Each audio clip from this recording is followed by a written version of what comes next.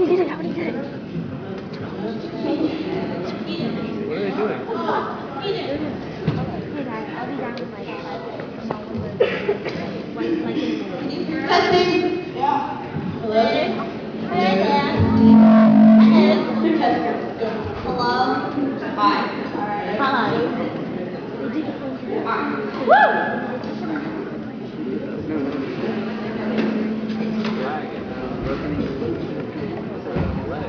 Oh my god.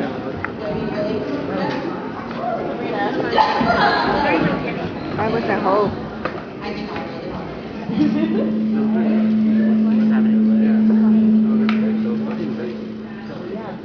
Floraine, it's so good to see you. Okay, Sabrina. I love your dress. I like your hair. Darlena. Oh my gosh, I haven't seen you in a long time. We should take a picture together. Yeah. And you like it? Yeah. I like it. I'll tweet about you. Okay, cool. Oh my god. Sabrina is not wearing pants again. What does this girl think what does she think she can do? Just because she can't wear pants? Oh my god. I mean, yeah, she has hair, like, but you need to wear pants! Oh my god, I can't believe Floraine just asked me to hang out with her. There's a reason why I've been avoiding her for like 3 months. She's annoying. I cannot believe people confuse me with Darlena. I mean, how do you compare this to that? Oh! You know you did. My bad. So like everyone on Facebook, oh my god, everyone is on Facebook, and nobody does like it. I'm talking about what's the heck? Oh my god, we don't even about it. I don't even get it. How do you want to be my boyfriend? Hello? What? Yeah, this is her.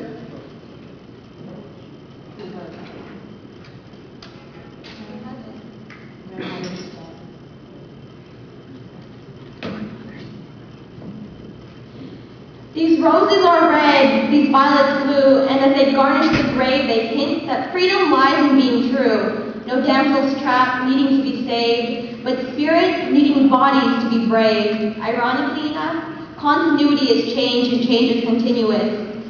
Buried in a premature grave, time of death, intermittent. Cause of death, change.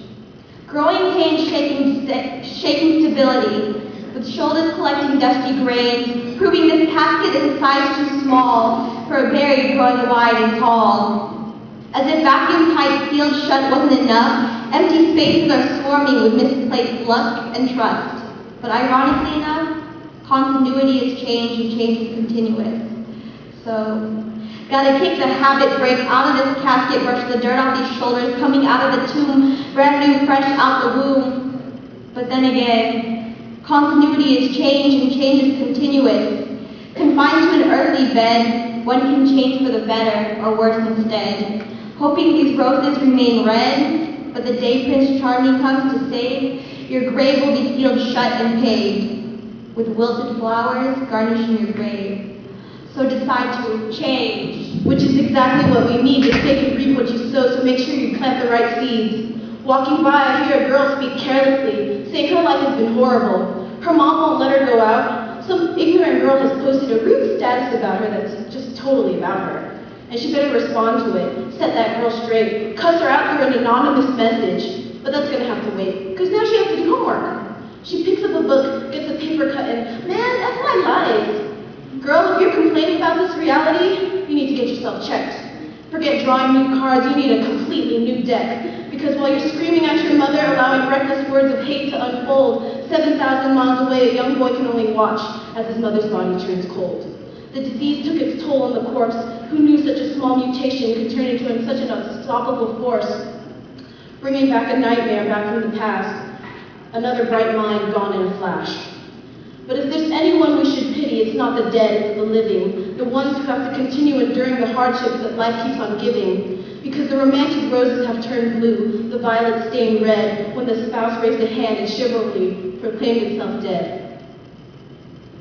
He was a knight in shining armor, tall, dark, and handsome, chiseled tan body that caught her eyes in the street. Asked her if she'd like to go out and eat.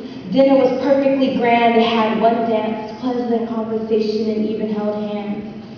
As he walked her home, he offered her his company so she wouldn't be alone. But she politely declined, but he invited himself over for a dinner the next night. A smile forms across her beautiful face. Cheeks burn red as she slowly nods her head in agreement, yes. She cleans her apartment, cooks a delicious dinner, popped a bottle as he made his way in. The dining table prepared, a sip of wine. He comes up and raunchily grabs her behind, and touch is rough, and she tries to laugh it off while asking him to stop. She turns to face him. Confusion fills her eyes and mind. The bare skin of his chest is exposed as he unzips his pants. She tells him to stop, put his clothes back on as panic rises in her voices, but he pursues her. She makes a move to turn around, but he grabs her by the hair and wrestles her to the ground. Her body smashes against the cold hardwood floor and she cries out in pain. Crawling on hands and knees as she tries to get away, he shifts his weight on top of her, lifts her dress. And you guys already know what happens next. Fat tears roll continuously down her face into puddles on the ground. Her cheek digs into the carpet, tears fills her throat, but her screams fail to make any sound. There was a young girl, about 12 years old, too young to even really understand the world. Daddy lustfully grabs at his daughter, strips off her clothes and lays her on his bed.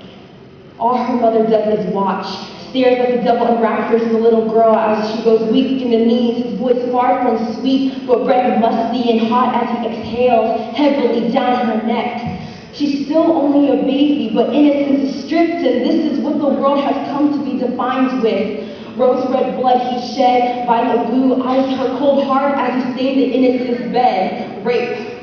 Just a four-letter word, no L-O-V-E, just creates hella H-A-T-E, a young woman growing with a low self-esteem because daddy continued his routine for years, to the point where she lets her urge to feel wanted, allow her to jump from one man to the next, bed never vacant, a different man each night, all this to fight her inner battles that rage in her heart, because daddy left her emotionally torn apart.